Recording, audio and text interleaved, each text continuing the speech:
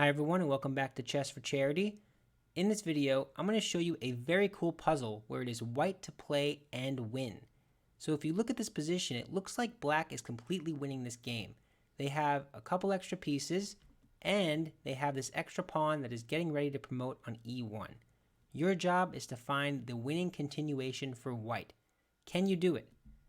Take a second and pause the video if you'd like to and see if you can come up with a solution. While you're doing that, let me quickly encourage you to subscribe if you have not yet already.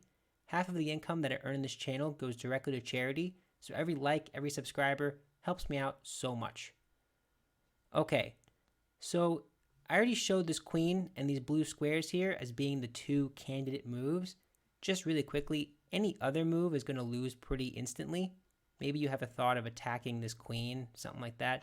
That doesn't work because you could just take here with check, right? Stuff like that. Same idea goes with this check. And don't take with the bishop, even though it's still winning. Take with the king, it's much safer.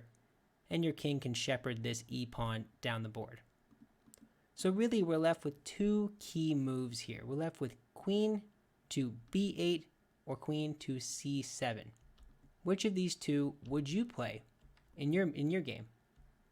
So in general, it's good to make a move where you have more possibilities after that move. So in general, it's probably better to go to b8 than c7 because from b8 you see more squares, right?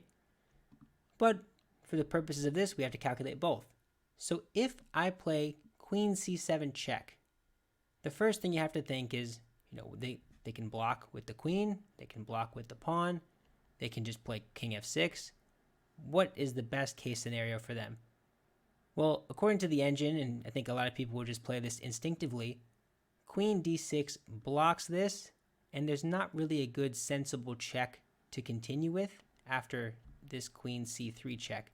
If you think this is a good move, it is a good idea, but they don't take with the queen. Sorry, they don't take with the king because that would drop their queen. Instead, they take with their rook, defending everything, and they are good. Okay, so after this queen blocks, you really only have one good check, and it's queen c3, and the king just runs to f4, and there's nothing here. Believe it or not, this king is quite safe on f4. I know it looks a little weird, but they're safe. So it seems like queen c7 doesn't really work, because it seems like they can block, and you have no good checks because the king can get away. Now you have to ask yourself, what is different about b8 and c7? Well, like I mentioned in the very beginning, b8 allows you more flexibility.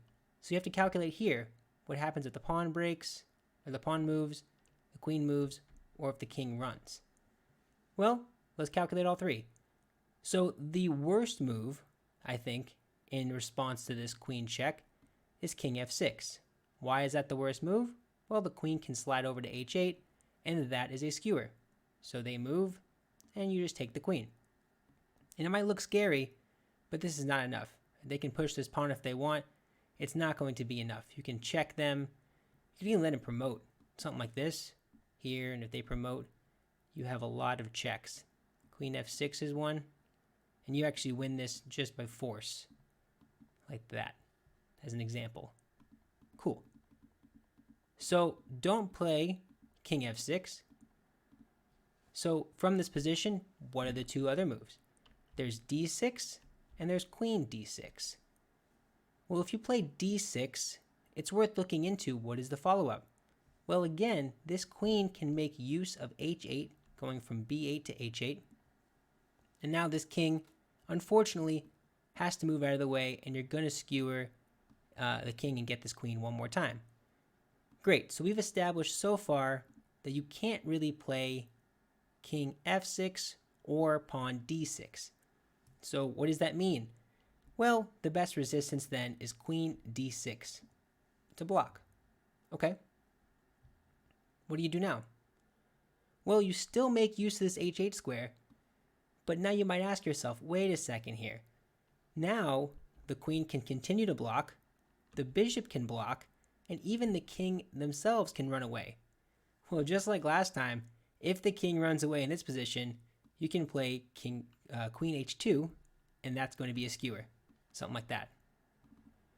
And if the bishop blocks, believe it or not, this is a good position for a little calculation exercise.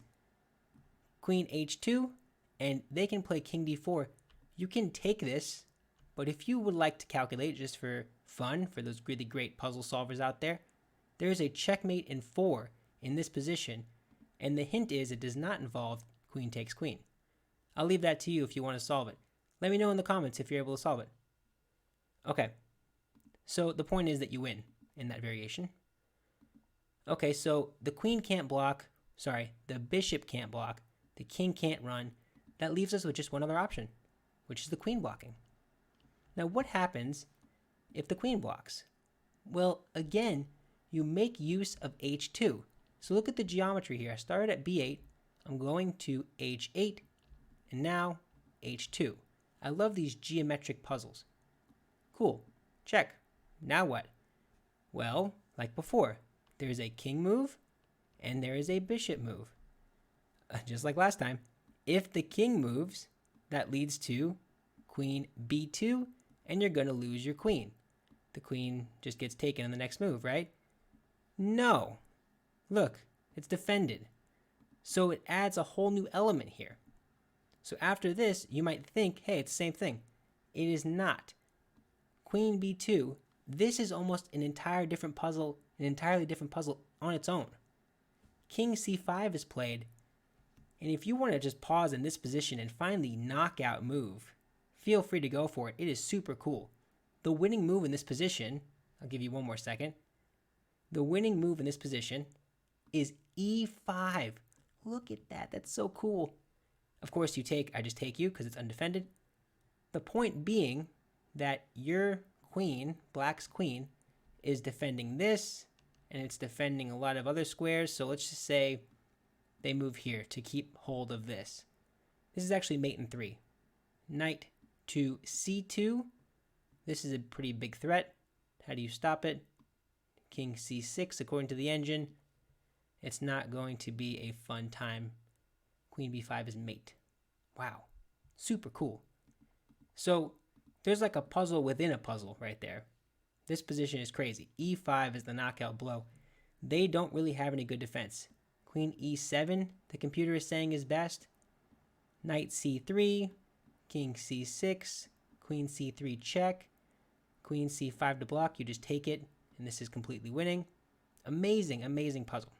Okay, so if they move for the king, it does not win the queen directly, like this, immediately, but you'll still win the game. But the other question was, what happens if they move the bishop? And this is the inferior defense, but it's worth looking at. If bishop f4, now the bishop, let me just do this. The bishop is no longer defending the queen, so now I play queen b2. The king moves aside. I take the queen with check. So, the best defense in this position, miraculously, is to play king d4, like I already shared, and after this queen b2 move, the stunning way to end the puzzle is to play e5 and pick your favorite way to lose, I suppose. It's kind of tough because you want to keep hold of this square, because if you just, I don't know, for example, if you take here, I may have already shown this, queen takes b6, and then, this one, and then queen d6 is mate. So you want to keep control of b6, but you really can't do that. I already showed this one. If you go here, it looks like a little scary, doesn't it? Knight b3 check, king b4. That's very scary. Knight d4, you win the queen. A lot of fun. So that's pretty much it for the puzzle. You're able to win the queen, surprisingly, through all of these moves. Isn't it insane? From this initial position, the geometry on the board, here, here, here, here. Look at all of this. If you like this kind of geometry, that was terrible arrows. If you like this kind of geometry, let me know. Let's get the arrows right. I love it. I think it's super cool. If you like it too, let me know. It's a lot of fun. Big shout out to the Discord user who suggested this. I really appreciate the puzzle. Really excellent job on this one. And feel free for anybody else to share in Discord as well. But that is it for now. Thank you so much. Bye.